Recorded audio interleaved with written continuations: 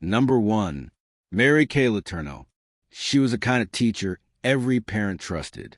Well-spoken, neatly dressed, and always smiling, Mary Kay Letourneau seemed to represent the best of her profession. She taught 6th grade at Shorewood Elementary in Washington. She was married, had 4 children, and came from a respected background. To outsiders, she was a perfect example of a dedicated educator. But what no one knew, what no one could imagine, was that Mary Kay was living a double life. And the truth, when it surfaced, would shake an entire nation. At the center of the storm was a quiet, 12-year-old boy named Billy Foileau, one of her students. A child. Their bond started with extra help after class, encouragement on art projects, a smile that lasted a little too long. At first, it looked like a caring mentor-student relationship, but beneath that was something else, something secret, something criminal. In 1996, Mary Kay was caught in a car with Billy at a marina after dark. It didn't take long for investigators to realize what was going on. She was arrested, and soon after, she was charged with 2 counts of second-degree child rape. She was 34 years old. He was 12. The media erupted. It was a kind of scandal that demanded attention. A respected teacher and a 6th grader. But instead of denying the allegations, Mary Kay did something unexpected. She claimed she was in love. She said their connection was real, deep, and mutual. In her mind, it wasn't a crime. It was a tragic romance. But in the eyes of the law, it was very clear. A teacher had abused her position of power to prey on a child. In court, she was sentenced to 6 months in jail and 3 years of probation. The judge also gave a strict condition. She was never to contact Billy again. But Mary Kay didn't listen. Soon after her release, she was caught with Billy again, and this time she was pregnant. The consequences were swift. She had violated the court's no-contact order, and the judge sentenced her to over 7 years in prison. While serving time, she gave birth to her 5th child, Billy's daughter. The media frenzy was relentless. Talk shows, newspapers, tabloids, everyone had an opinion. Some bizarrely framed the case as a twisted love story. Others saw it for what it was, child sexual abuse, disguised as romance. But through all the noise, one fact remained clear. Billy was a child, and Mary Kay was the adult who took advantage of him. This case wasn't just shocking because of the crime. It was shocking because of how the public reacted. Many struggled to see Mary Kay as a predator. She didn't fit the stereotype. She was soft-spoken, attractive, and educated. But that's what made her dangerous. Her position gave her access. Her authority gave her influence. And her image gave her cover. What Mary Kay did was grooming, a process where an adult slowly builds emotional dependence and trust in a child, then uses that to manipulate and abuse them. She made Billy feel special. She blurred the lines between care and control. She didn't use force. She used influence. And that's what made it so insidious. While she was in prison, Billy was left to figure out life on his own. As a teenage father, in the spotlight, with the entire country watching, he missed out on childhood, on normal teenage experiences. He became a symbol when all he really wanted was peace. In 2004, Mary Kay was released from prison. She was forbidden to contact Billy again, but once he turned 18, he made his own decision. They reunited. A year later, in 2005, they got married. By then, they had 2 daughters together. The wedding was surrounded by cameras, media vans, and flashing lights. Some celebrated it as proof that their love had always been real.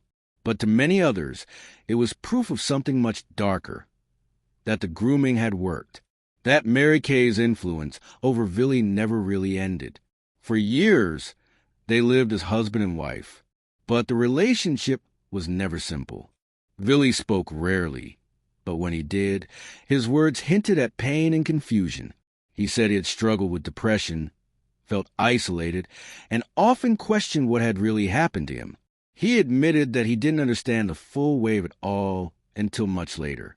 In 2017, the couple legally separated. By then, Billy was an adult with a life shaped entirely by decisions he never truly made for himself. The story had followed him for decades, from childhood into adulthood, and even after their separation, he couldn't escape the shadow it cast. In 2020, Mary Kay was diagnosed with colon cancer. Billy was with her during her final days. She died at the age of 58, and once again the media returned. Obituaries were written, documentaries aired, and people started debating all over again. Was it love? Was it manipulation? Was it both? But those questions often ignore the most important truth, that Billy was a victim. He was a child when the relationship began, and children cannot consent, no matter how adult the situation appears. He was shaped by something that should have never happened, and that damage, no matter how the story is spun, cannot be undone. Mary Kay Letourneau's case is now one of the most well-known examples of female teacher-student abuse in modern history, and it showed the world how powerful grooming can be, how it confuses the victim, blurs the roles, and sometimes fools even the public. This wasn't a tragic love story. It was a calculated breach of trust. It was about power, who had it and who didn't. Mary Kay was in control from the very beginning. She made every choice. Billy was too young to understand any of it. And that is what makes this story so haunting. Because abuse doesn't always come with violence. Sometimes it comes with kindness, charm, and a gentle voice. But the result is the same, a life changed forever by the one person who was supposed to protect it. She was trusted to teach. But instead, she taught the world how easy it is to hide a crime behind a smile. Number 2, Jacqueline Ma. At first glance, Jacqueline Ma seemed like the kind of teacher every school wanted. Young, enthusiastic, and full of energy, she was a rising star in the San Diego education system. Her students adored her, parents praised her, and administrators saw her as a model educator. In 2022, she was even named Teacher of the Year at her school. With her friendly smile, quirky classroom themes, and genuine passion for learning, she stood out not just as a good teacher, but as someone meant to inspire. But behind that smile, behind the awards and applause, Jacqueline Ma was hiding something. Something her students, her colleagues, and even her closest friends didn't see coming. When the truth came out, it left a scar not only on her reputation, but on the trust of an entire community. Jacqueline taught at Lincoln Acres Elementary School in National City, a neighborhood just outside San Diego. Her classroom was a vibrant place, full of color, creativity, and energy. Parents trusted her. Kids felt safe around her. But quietly, something was going wrong. In early 2023, a report surfaced that changed everything. Authorities began investigating claims that Ma was engaging in inappropriate contact with a former student. At first, the allegation seemed unbelievable. How could someone so respected, so publicly celebrated, be involved in something so dark? But the deeper investigators looked, the more disturbing the details became. It wasn't just one message. It wasn't one mistake. This was a calculated effort, hidden in plain sight. Police uncovered evidence that Jacqueline Ma had been grooming a teenage boy, a former student. Messages sent through hidden apps, personal gifts, photos, secret communications designed to avoid detection. But what shocked investigators most was how far she was willing to go to maintain control over him. It wasn't just about attraction. It was about obsession. In some cases, grooming is subtle. It can take place over months, even years. The adult gains a child's trust, builds a bond, and slowly crosses boundaries. One compliment, one gift, one moment at a time. And that's exactly what authorities believe Ma had done. She had used her position to create a sense of special attention, to make the boy feel chosen, important. She played the long game, not out of love, but out of a desire to control. That's the dark side of grooming. It's never about the child's feelings. It's about the adult's need to manipulate and dominate, all while pretending it's something else. Eventually, the boy came forward. He told his mother. The family contacted police. And from there, everything began to unravel. Jacqueline Ma was arrested in March 2023 and charged with multiple felony counts, including lewd and lascivious acts with a minor. She was booked into jail, and a community that had once praised her fell into disbelief. Parents were shocked. Students were confused. Teachers, some of whom had called her a friend, were speechless. In her mugshot, the wide smile was gone. Instead, there was a blank expression. The face that once stood in front of a whiteboard, encouraging students to follow their dreams, was now in the evening news, accused of abusing the very children she was hired to protect. The case rattled the district. The school board released statements. Counselors were brought in. Parents demanded answers. How had no one seen this coming? How had someone with such glowing reviews, such public recognition, hidden this kind of secret life? But that's the danger of appearances. Predators don't always look like villains. Sometimes they look like heroes. Sometimes they win awards. Sometimes they stand in front of cheering crowds and smile for photos. But none of that changes what happens behind closed doors. Ma was released on bail, but was later rearrested as more evidence came to light. Authorities found further communication, more disturbing exchanges, and signs that her behavior may have extended beyond what was first reported. The investigation was ongoing, but the damage had already been done. Psychologists looking at the case pointed out that Ma's actions followed a now familiar pattern, one that's been seen in other high-profile grooming cases. It begins with special treatment. Then comes emotional dependency. The child is made to feel like they're in control, when in reality, they're being led. When the relationship crosses a line, the adult often convinces a child it's a secret they both need to keep. Not because it's wrong, but because others wouldn't understand. That secrecy creates shame. That shame creates silence. And in that silence, abuse thrives. As more people learned about the case, another question arose. How can we better detect people like Jacqueline Ma before it's too late? She didn't have a criminal record. She didn't show signs of misconduct in front of others. If anything, she was a model teacher, praised at every level. And yet, behind the praise was a calculated abuser. It's a terrifying reality for any parent, and a sobering one for any school system. Because the truth is, trust can be weaponized. Ma used her charm, her intelligence, and her reputation as a shield. She hid behind a very image that made people trust her. And when she was finally exposed, that betrayal cut deeper than most. This wasn't just about one student. It was about the fear that anyone, no matter how perfect they appear, could be hiding something dangerous. That even the most praised figures can wear a mask. That grooming doesn't always look like a stranger in a dark alley. Sometimes it looks like a teacher of the year. By the time Ma appeared in court, her world had collapsed. Her teaching license was suspended. Her school district removed all traces of her name, and the community she once served was left to pick up the pieces. Behind every A+ and every hand-decorated classroom, there had been a lie, a smile masking manipulation. Her case is still working its way through the legal system. More charges may follow. The boy involved continues to recover from the trauma, a teenager forced to carry the weight of something he never should have been exposed to. But the lesson from Jacqueline Ma's case is painfully clear. Evil doesn't always arrive loudly. Sometimes it whispers. Sometimes it hides behind the people we trust most. And sometimes it looks like the last person we'd ever suspect. What made this case so haunting wasn't just a crime.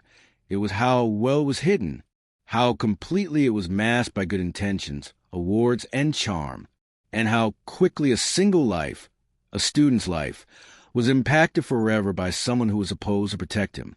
Jacqueline Ma taught her students to think, to dream, to believe in themselves. But behind all of that, she was leading a double life, one that shattered everything she stood for. The face she showed the world was smiling. But beneath that smile was a secret no one saw coming. Number 3, Pamela Smart. From the outside, Pamela Smart lived the kind of life that could be written into a soap opera. Beautiful, young, ambitious. She had long blonde hair, a striking smile, and a polished way of speaking that made people stop and listen.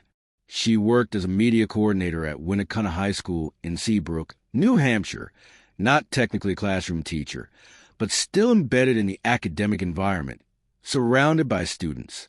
She was married to Greg Smart, a good-looking, aspiring rock musician. Together, they had a stylish condo, a shared love for spotlight, and what looked like a promising future. But what happened behind closed doors would become one of the most infamous teacher-student cases in American crime history, a twisted tale of lust, lies, and manipulation, ending in a brutal murder orchestrated by a woman who was supposed to be the adult in the room. The cracks began to show in 1990, less than a year after Pamela and Greg got married. Greg was spending more time with friends, staying out late, and there were rumors of infidelity. Pamela, feeling ignored and restless, began seeking attention elsewhere, and she found in someone wildly inappropriate, a 15-year-old student named Billy Flynn. Billy was vulnerable, insecure, and instantly infatuated with Pamela. She, on the other hand, saw in him something she could mold, someone she could control. Their relationship started with flirtation and quickly turned sexual. But this wasn't just an affair. It was a setup. According to court testimony, Pamela knew Greg would never agree to a divorce. She didn't want to lose her house, her lifestyle, or the image of perfection she had carefully built. So instead, she turned to Billy, not just as a lover, but as a weapon. She began planting seeds, quietly, strategically, suggesting that her husband was abusive, that she feared him, that she could never be free unless something changed.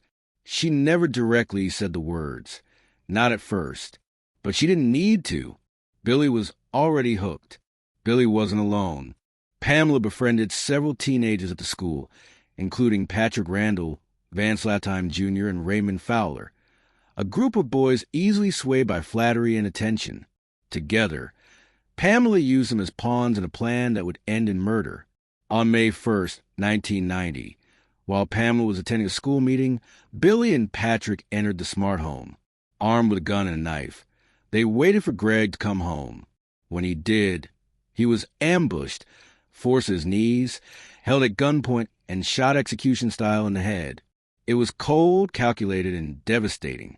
Pamela returned home later that night, putting on a show of grief and panic for the police. She cried. She hugged her dog. She told officers she had no idea who could have done such a thing. But detectives were suspicious from the beginning. Her reactions felt rehearsed, too polished.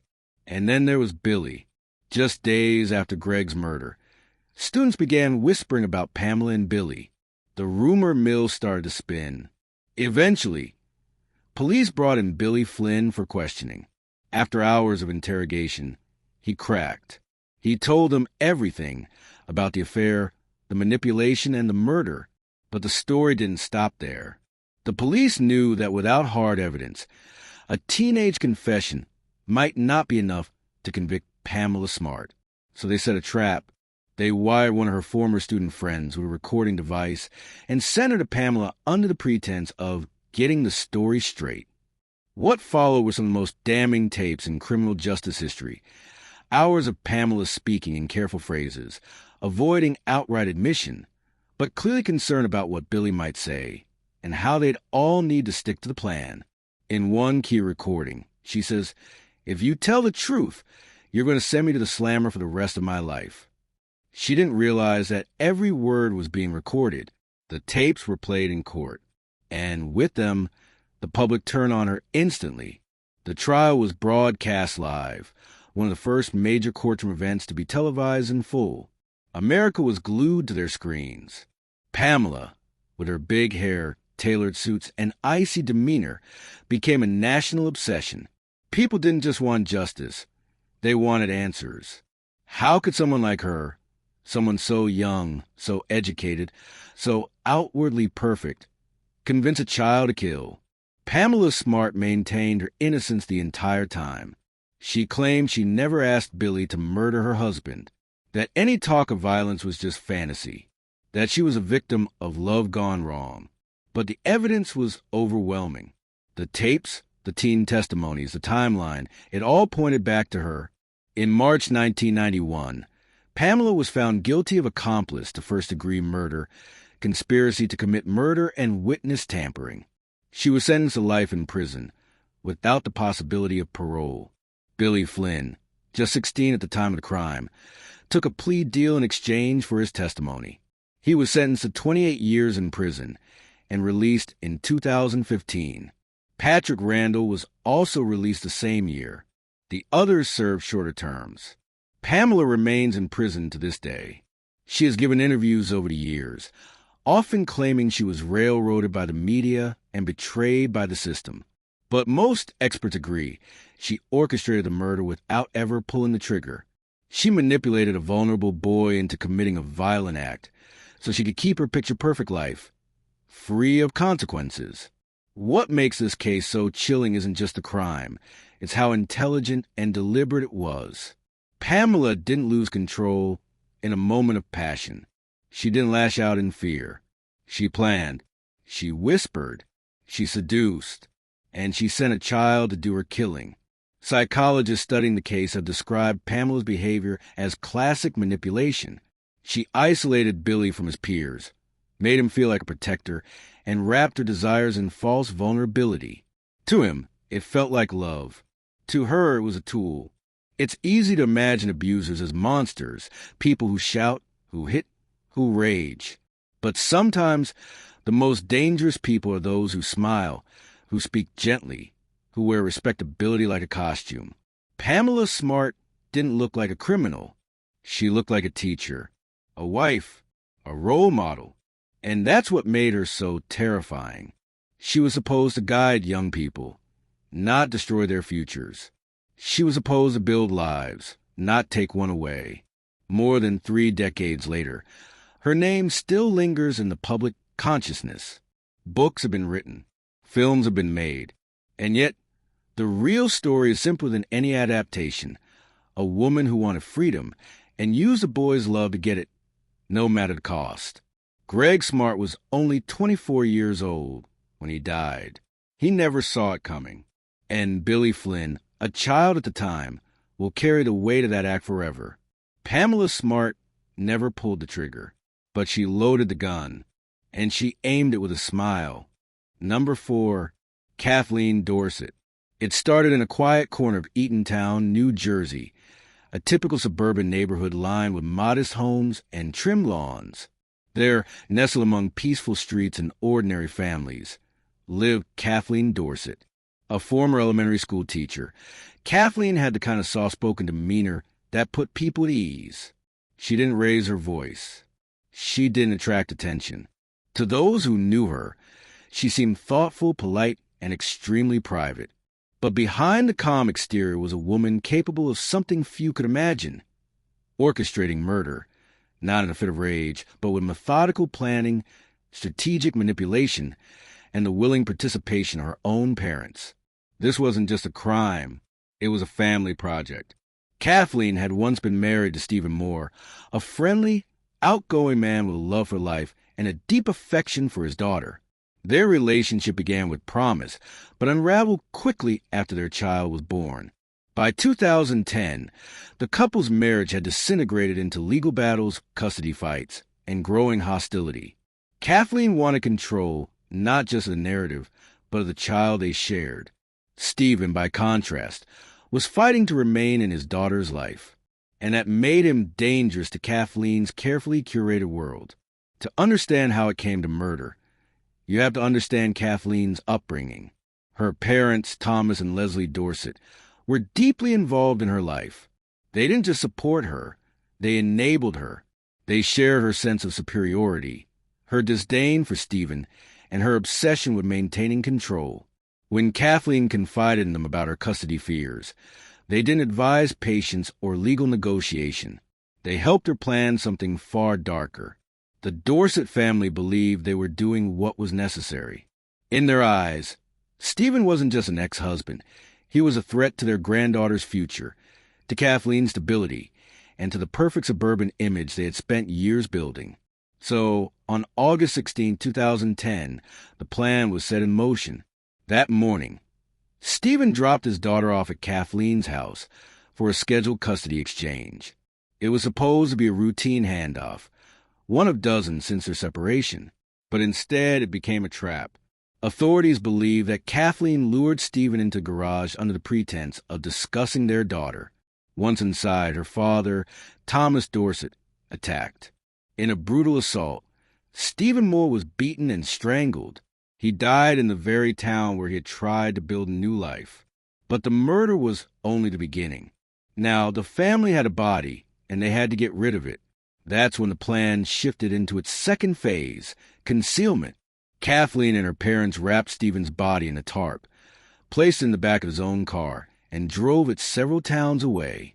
They abandoned the vehicle in a church parking lot and lit it on fire, hoping to destroy the evidence and delay discovery.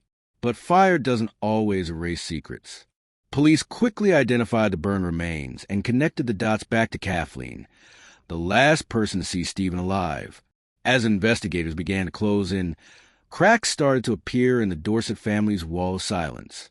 Digital records, surveillance footage, and forensic evidence all began painting a picture of premeditated murder. When police obtained search warrants, they found damning evidence. Internet searches on how to kill someone and dispose of a body, as well as phone records and communications linking all three Dorsets to the crime. It didn't take long for the web of lies to collapse. Kathleen was arrested first. Calm, composed, and eerily unemotional, she denied involvement, but her story kept changing. Then her parents were brought in for questioning.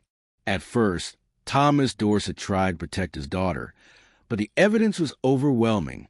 Eventually, all three were charged. But what made this case so chilling wasn't just that Kathleen had planned her ex-husband's murder. It was the fact that her parents, especially her mother, Leslie, helped cover it up even as the investigation intensified. This wasn't a moment of panic. This was a conspiracy, a family one. The prosecution called a murder for custody. Stephen Moore wasn't killed out of jealousy or revenge or passion. He was killed because Kathleen believed it was the only way to ensure she'd never have to share her daughter again. It was a calculated act, cold, emotionless, and centered entirely around control. The trial captivated the community. How could a woman who once taught children be capable of such methodical cruelty? How could a grandmother and grandfather not only help hide a murder, but later, when the walls started closing in, try to hire a hitman to kill witnesses and prosecutors? Yes, that's right. While in jail awaiting trial, Thomas and Leslie Dorset attempted to contact someone they thought could eliminate key figures in the case, including a co-conspirator turned witness.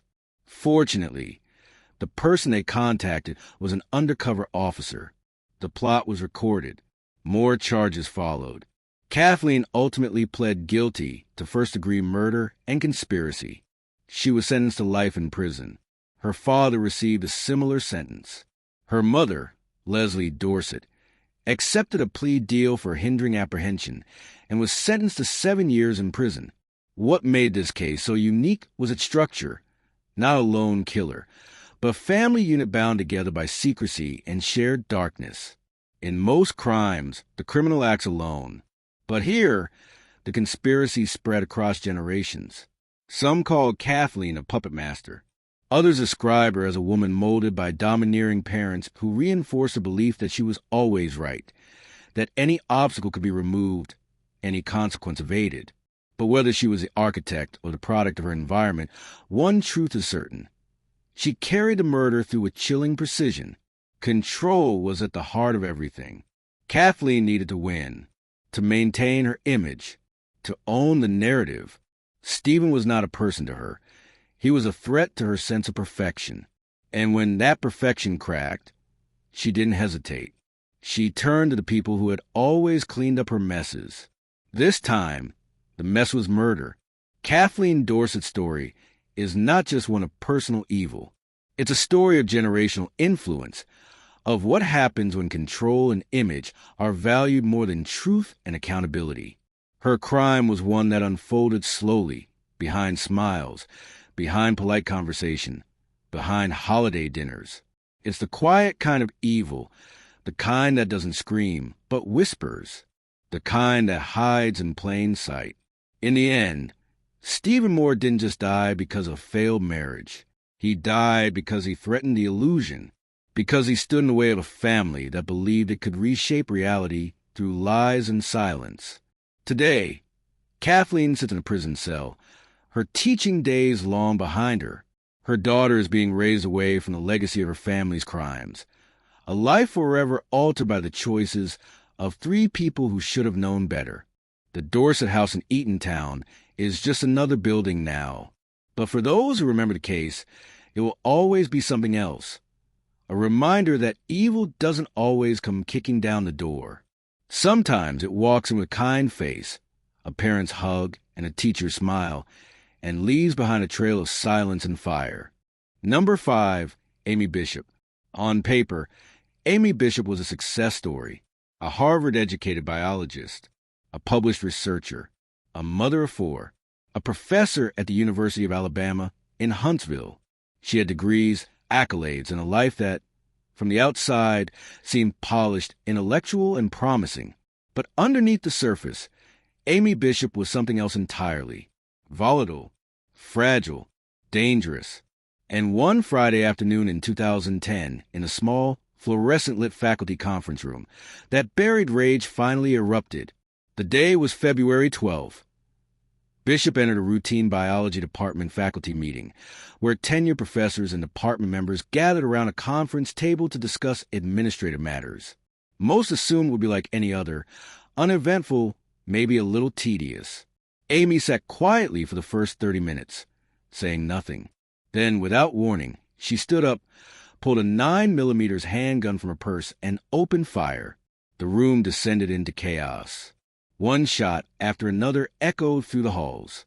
In less than a minute, 3 colleagues were dead. Dr. Maria Ragland Davis, Dr. Adrielle Johnson, and Department Chair Dr. Gopi Padala. 3 others were wounded. Some played dead. Others ran. Amy's gun jammed, and that malfunction may have saved more lives. She fled the building, hid in a restroom, and called her husband to ask for a ride home, as if nothing had happened. Police arrested her minutes later, still wearing the same crimson jacket she had on during the shooting. When asked what happened, she calmly replied, "It didn't happen. There's no way. But it had happened, and it was no accident. It was years in the making." To understand the shocking violence Amy Bishop unleashed that day, you have to look at the life that came before it.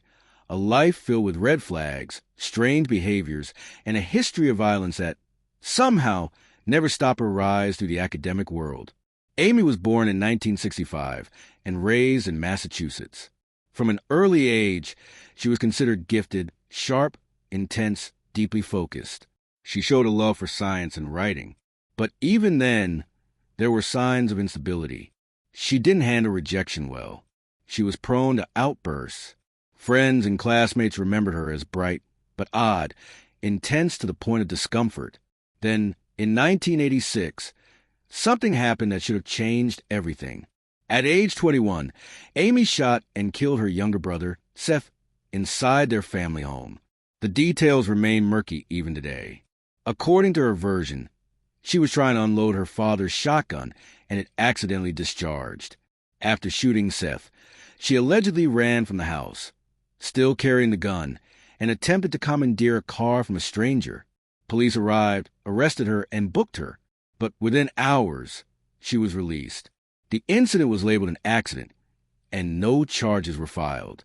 Decades later, investigators would revisit that case and realize it had been mishandled, perhaps deliberately, due to her family's connections in local politics. A fatal mistake. After her brother's death, Amy moved forward, as if nothing had happened. She earned a Ph.D. from Harvard, conducted postdoctoral research at prestigious institutions, and eventually landed a tenure-track position at the University of Alabama in Huntsville. She specialized in neurobiology, and for years, her work earned quiet respect. But inside the department, many found her difficult. She was combative in meetings, paranoid about colleagues, convinced others were stealing her ideas or plotting against her. Tenure was supposed to be her moment of validation. In academia, it's the prize, a guarantee of job security, professional respect, and a seat at the intellectual table. But Amy's application was denied in 2009. The decision came after complaints from peers and lackluster evaluations. To her, it wasn't just a career setback. It was a betrayal. Her rage brewed silently. She appealed the tenure decision. When that failed, she filed complaints. Then lawsuits. None of them worked. And finally, with nothing left to lose, she brought a gun to a faculty meeting and began eliminating those she believed had destroyed her. But that shooting wasn't a snap decision. It was a culmination of years of unchecked behavior. After her arrest, more disturbing details surfaced. In 1993, she had assaulted a woman at a Boston restaurant over a child booster seat. She punched the woman in the head and fled before police arrived.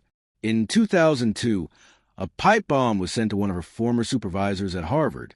Though never formally connected to Amy, the incident raised eyebrows in retrospect. Friends and family told investigators she had long held grudges and fixated on perceived slights. She believed the world was conspiring against her and eventually decided to fight back. But perhaps the most chilling detail was how preventable it all was. The signs were there. The violence in her past. The erratic behavior. The colleagues who raised concerns, only to be ignored. She had once even written a dystopian novel, unpublished, about a female scientist who weaponizes viruses to exact revenge. It was fiction, yes, but it read like prophecy. At her trial, Amy's defense team tried to argue mental illness. They claimed she suffered from paranoid schizophrenia or another serious disorder. Prosecutors disagreed, calling her calculated, vengeful, and manipulative. In 2012, she pleaded guilty to capital murder and attempted murder to avoid the death penalty. She was sentenced to life in prison without parole. But even after her conviction, Amy Bishop remained an enigma. Was she mentally ill or simply narcissistic? Was her ego so fragile that one professional rejection could send her spiraling into murder? Or had her violent potential always been there, quietly tolerated by institutions that saw her intellect but ignored her instability?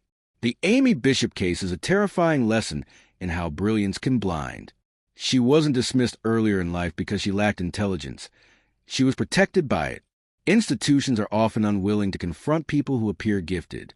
In Amy's case, her credentials shielded her from consequences until it was too late.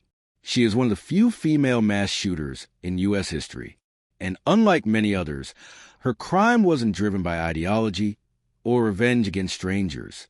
It was personal, precise, directed. She didn't walk into a mall or a movie theater. She walked into a meeting room and looked her victims in the eyes. Today, Amy Bishop is serving her sentence at Julia Tutwiler Prison in Alabama. The university she once taught at has long since moved on. The department forever marked by the violence she brought into its walls.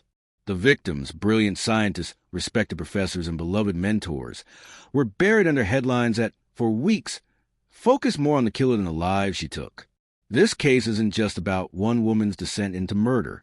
It's about the cost of ignoring red flags, of believing that intelligence equals stability, of letting credentials outweigh character. Amy Bishop had every opportunity to build a life of meaning, of contribution, of purpose.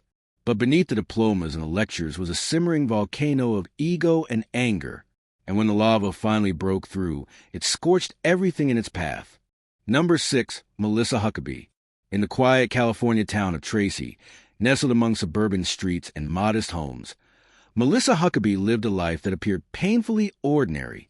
She was a single mother, in her late 20s, raising her 5-year-old daughter while living with her grandparents.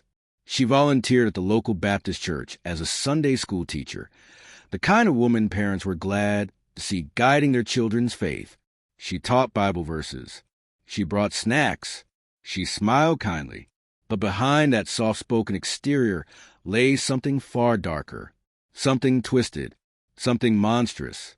On March 27, 2009, that darkness surfaced.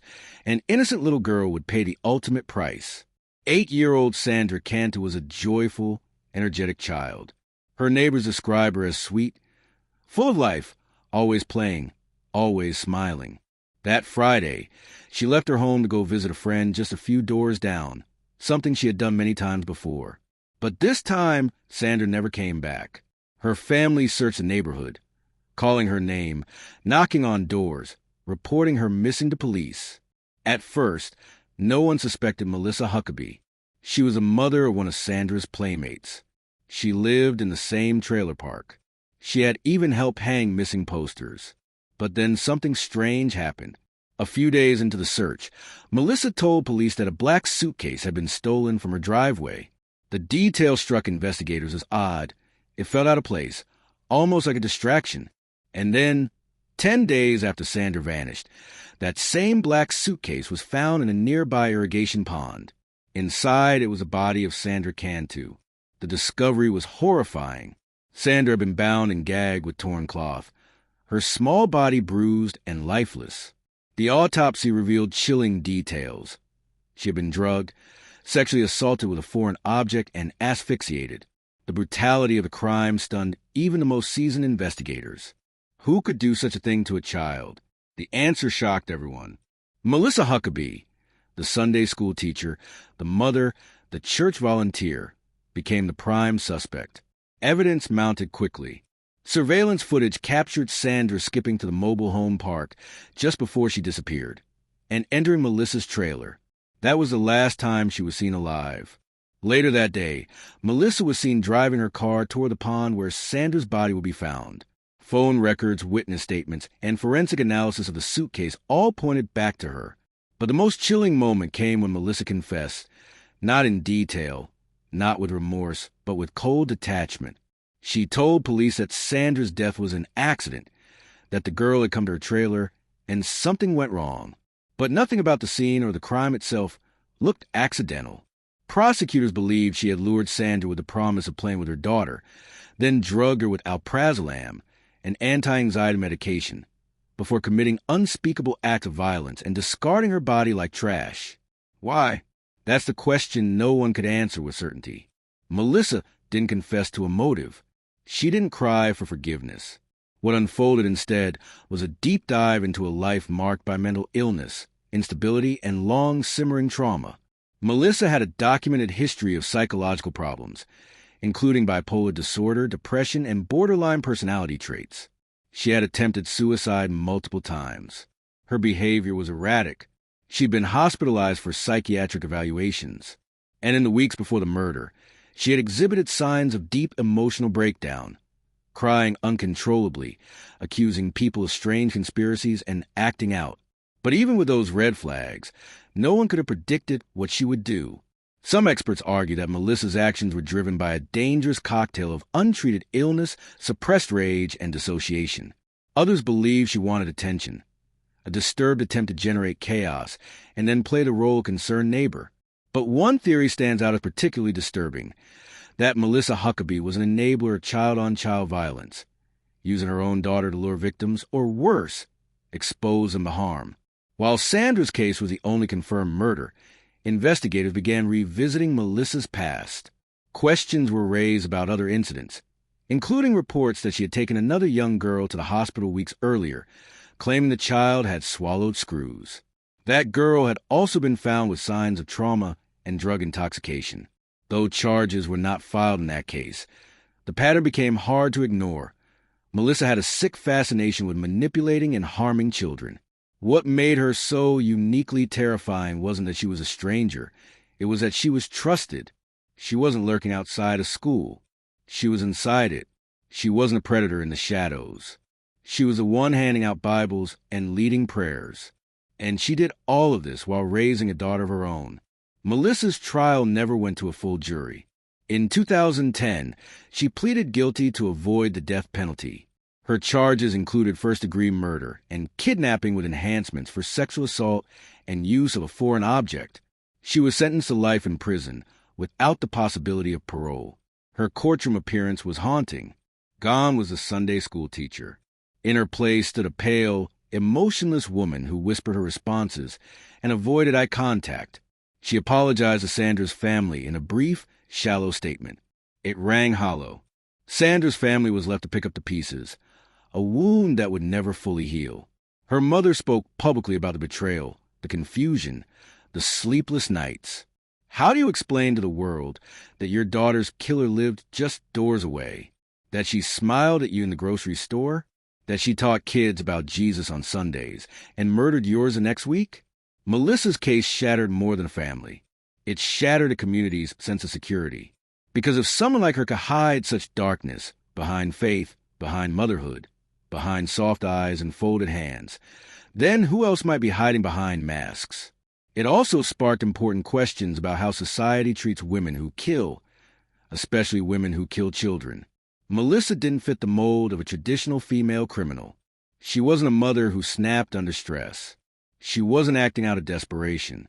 She was calm, methodical, detached, and she used tools typically associated with manipulation and control: trust, innocence, proximity. In the world of true crime, we often talk about monsters. Melissa Huckabee became one, but not the kind with fangs or claws. Hers was a different kind of horror, the kind that holds your child's hand at church, that sits next to you at school plays, that promises safety, then steals it forever. Her daughter, the child who played with Sandra, is now growing up with the unbearable weight of knowing what her mother did. She is being raised by other family members, kept far from the legacy of that horrific day. And yet, the shadow remains. A shadow cast not just by murder, but by betrayal. In the end, the story of Melissa Huckabee is not just about a crime. It's about the fragility of trust, the illusion of safety, and the monsters that sometimes were smiles. Sandra Cantor was 8 years old. She had dreams, laughter, friends. Her life was a light, snuffed out by someone who was supposed to stand on the side of good. Number 7, Amy Hebert. It was a quiet suburban street in Matthews, Louisiana, the kind of place where neighbors waved, lawns stayed trimmed, and trouble rarely knocked on doors. Amy Hebert had lived here for years. A soft-spoken elementary school teacher, known more for her shyness than anything else. She wasn't the kind of person who raised her voice. She didn't make waves. To those who knew her, she seemed gentle, even lonely. But no one could have guessed what was brewing inside her. On August 20th, 2007, police officers responded to Amy's modest home after her ex-husband couldn't reach her. What they found inside would scar the community forever. The living room was quiet, too quiet. No sound of television, no laughter, just a faint hum of ceiling fans and the smell of something metallic. When officers entered the bedroom, they saw her, Amy, lying on the floor, barely alive. Her wrists were cut. Her breathing was shallow. She had stabbed herself 30 times. But what arrested their gaze wasn't her body. It was what surrounded her. Next to her, on the blood-soaked mattress, lay her 2 children, Camille, age 9, and Braxton, age 7. Their small bodies bore dozens of stab wounds. They had been brutally, methodically killed. The stuffed animals on the bed were soaked in blood. A Bible lay nearby. The scene wasn't just violent. It was staged. And its message was chillingly clear. This was not a spontaneous act. It was a statement. Amy Hebert had murdered her own children, then tried to murder herself, and failed. Why? That question would haunt Louisiana for years. But as investigators unraveled Amy's life, her past, her faith, her writings, a disturbing pattern emerged. This wasn't just a story of a broken woman. It was a story of a mother who believed, in her own twisted logic, that death was the final lesson she could teach. Amy had grown up in a deeply religious environment. Raised Catholic, she carried her faith like armor, often quoting scripture, attending church, and seeking answers in divine meaning. But after her divorce in 2006, something inside her began to fracture. Her husband, Chad Hebert, had left her for another woman, a decision that devastated her. She didn't handle it with anger or confrontation, or even grief in the typical sense. She folded inward, isolated herself, became paranoid, and she never forgave him. The divorce had been bitter, but the custody battle over Camille and Braxton was even worse. Amy couldn't accept the idea that her children would be raised by Chad and his new partner. She saw it as a betrayal, not just of their marriage, but of her identity as a mother, her role, her purpose. She spiraled. Friends noticed a change. Amy lost weight, became increasingly withdrawn. Her colleagues at the school reported strange behavior. She talked about Satan, about signs from God. She once told a coworker that the devil was living inside her husband. These weren't just the rantings of heartbreak. They were the mutterings of a mind unraveling. And then came the writings. In the weeks before the murder, Amy began journaling obsessively. In long, scrawled pages, she detailed her hatred for her ex-husband, her belief that the children were being corrupted, and her fear that God had turned his back on her. She began to frame the world in stark spiritual terms: good and evil, heaven and hell, salvation and sin. She believed her children were in danger, not physically, but spiritually. Her journals revealed a terrifying motive. Amy believed she had to kill her children to save them. She wrote that Satan had a hold on their souls, that Chad's new life was an abomination, that she could not let Camille and Braxton live in that sin. In her mind, murder became mercy. Death became redemption. She wasn't killing her children, she believed. She was delivering them to God before they could be lost. This logic wasn't new. In the darkest corners of maternal filicide, it echoes other infamous cases where mothers, often suffering from severe psychosis, kill their children under the delusion of spiritual protection. But Amy's version of it was even more methodical.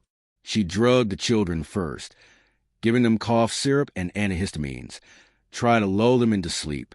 But the drugs didn't work as fully as she planned. Camille and Braxton woke up. They fought back. Camille, in particular, struggled to survive. Her body bore defensive wounds on her hands and arms. Her final moments were of terror, of betrayal. Amy stabbed each of them more than 30 times. Then she turned the knife on herself. But death didn't take her. In the hospital, as she recovered from her injuries, she showed no remorse. She asked repeatedly if the children were in heaven. When told they were gone, she simply nodded. To her, the mission had been completed. At trial, her defense team argued insanity. Psychiatrists testified that Amy suffered from severe depression with psychotic features. They described her delusions, her religious hallucinations, her fixed belief that Satan had taken her children. But the prosecution pushed back. They said this wasn't a psychotic break. It was calculated, planned, executed. They pointed to the journaling, the staged crime scene, the purchase of the murder weapon days before. They painted Amy not as delusional, but as vengeful, a woman who couldn't stand the idea of losing, who couldn't let her ex-husband win, even if it meant destroying everything. The jury agreed with the prosecution. Amy Hebert was found guilty of 2 counts of first-degree murder. She was sentenced to life in prison, without the possibility of parole. Her surviving family, including her own parents, were torn. Some believed she had lost her mind. Others refused to speak to her again. Chad Hebert, the father who lost his children in the most horrifying way imaginable, remained largely silent publicly. But in court, his face was a portrait of quiet devastation, the kind only a parent who outlives their child understands. Amy now lives in a women's prison in Louisiana, where she spends most of her time in isolation. She reads the Bible, writes, occasionally gives brief interviews, still clinging to belief that what she did was necessary. But the truth is, there is no justification, no scripture that condones this, no faith that celebrates the destruction of innocence. Amy's crime wasn't just murder. It was betrayal on the most primal level. A mother is supposed to protect, to nurture, to die for her children if necessary. But in Amy Hebert's twisted reality, she killed for them. And that contradiction is what makes her story one of the most haunting in modern true crime history. We want to believe that evil wears a clear face, that killers are monsters from birth, that they never blend in.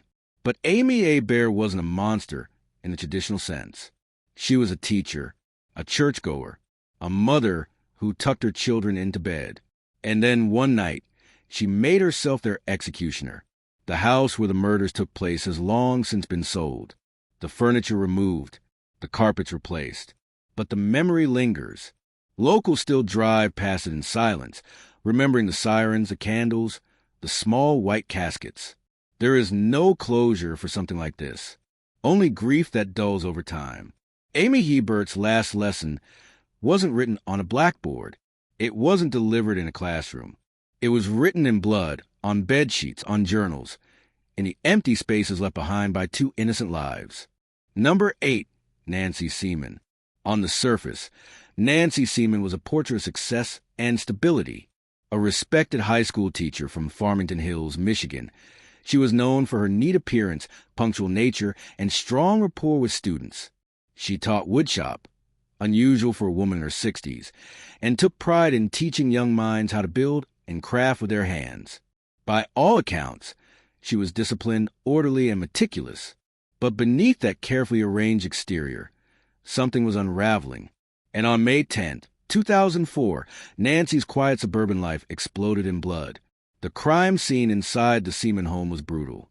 Her husband, Robert Seaman, lay on the bedroom floor in a pool of blood. His body had been struck with an axe, not once, not twice, but 15 times. Some blows were so forceful, they left deep gashes in his skull. The weapon, a new hatchet Nancy had bought just days before, lay nearby. It was still sticky with blood. There was no sign of a break-in. No struggle involving a third party. Just a husband dead and a wife, calm, articulate, strangely composed, confessing to murder. But it wasn't that simple, because from the moment Nancy Seaman was arrested, the question hanging over the case wasn't did she do it? It was why. Nancy told the police everything. She didn't try to hide. She didn't flee. In fact, after killing Robert, she cleaned up the scene, dragged his body into the garage, and went to school the next morning to give her final exam. Her students remember her as quiet that day, even robotic, but nothing out of the ordinary. Hours later, she returned home and continued to clean up, placing towels over bloodstains, scrubbing walls, and packing her suitcase for a solo getaway. She was arrested that evening. Her confession came quickly, but it wasn't just a statement of guilt. It was a cry for understanding. According to Nancy, the killing was a culmination of decades of emotional and physical abuse. She painted Robert as controlling, temperamental, and violent. She said he manipulated her, isolated her, and belittled her regularly. In the weeks before the murder, she claimed he had become increasingly threatening, and she feared for her life. That narrative struck a nerve. Could Nancy Seaman be a battered woman, pushed beyond the edge, desperate to escape a life of torment? Or was she a woman who meticulously planned a murder, cleaned it up, and hoped to walk away without consequences? The courtroom became the battleground for that question. The prosecution argued premeditation. They pointed to Nancy's purchases, the hatchet, cleaning supplies, luggage, all made before the killing. They emphasized her composure after the act. Go to work, grading papers, behaving as if nothing had happened. They said this wasn't a woman under immediate threat. This was a woman who wanted out of her marriage and found the most violent way possible to end it. They described the murder as overkill. 15 axe strikes, many delivered after Robert was already incapacitated. The brutality, they said, revealed rage, not fear, not survival. Rage. But the defense presented a different story. They brought in experts on domestic abuse who described Nancy's behavior as textbook. They said women in long-term abusive relationships often plan their escapes not out of cold logic, but out of psychological desperation. The violence, they argued, wasn't calculated. It was a result of cumulative trauma erupting all at once. Nancy herself testified. She described her marriage in painful detail.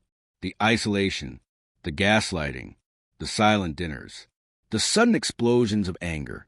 She said she felt invisible, suffocated, erased. That Robert would taunt her, telling her no one would believe her as she left, that she was worthless without him. She said the day of the murder, they had argued. He threatened her, she claimed, told her she would never get the house, the money, or the respect. In a moment of blind fear, she said she snapped.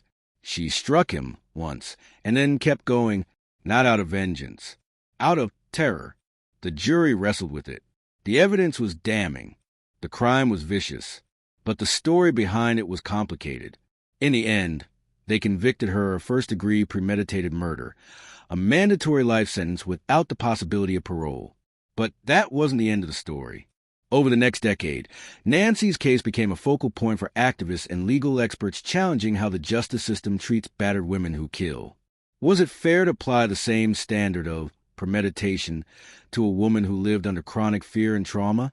Could her post-murder actions, the cleanup, the calm demeanor, be symptoms of dissociation rather than guilt? Psychologists weighed in. Domestic violence organizations rallied behind her. Even the judge who sentenced her later expressed discomfort with the outcome. In 2005, Judge John McDonald said he had been troubled by the verdict and believed that a second-degree murder conviction, which allows for parole, would have been more appropriate. In 2021, after nearly 17 years behind bars, Nancy's case was again brought before the public through a clemency request.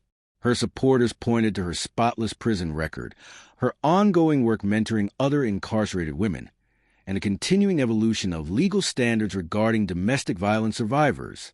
The state of Michigan had, by then, adopted new laws allowing for sentence reconsideration in cases where abuse was a contributing factor to crime. Nancy's legal team argued that she met the criteria, that she wasn't a cold-blooded killer, but a woman failed by a system that didn't know how to recognize her trauma. But for every voice defending Nancy, there were others who remembered Robert. His family described him as a kind, if stern man. They denied the abuse allegations, saying there was no evidence to support her claims. They believed Nancy's portrayal was self-serving, an effort to rewrite the past to avoid the consequences of her actions. And so, the public remains divided. Is Nancy's semen a monster in disguise, or a cautionary tale of what happens when trauma is ignored for too long? What makes her case so unsettling is how normal everything looked on the surface. A neat house, a long marriage, a respected teacher. But behind closed doors, and perhaps even behind her own eyes, a storm had been brewing, one that ended in a flurry of axe blows that still echo through Michigan's legal halls. In prison, Nancy has remained active. She teaches classes, helps other inmates learn life skills, and rarely speaks of the crime that brought her there. When she does, she emphasizes a loss, not just of her husband, but of her life before that day. I was afraid, she has said in interviews. I didn't see a way out, and now I live with what I did. But is regret the same as innocence or justice? Nancy's semen story forces us to ask difficult questions. How we judge someone who confesses to murder but also claims years of torment. When does self-defense become premeditation? And can the law truly account for the emotional injuries that don't leave visible scars? One thing is certain. The semen case is not just about what happened in that bedroom. It's about the years that led up to it, the silent suffering, the desperate isolation, the quiet war within a marriage. And it's about a society that still struggles to understand what abuse really looks like. In the end, Nancy wasn't a stranger. She was a teacher, a wife, a neighbor,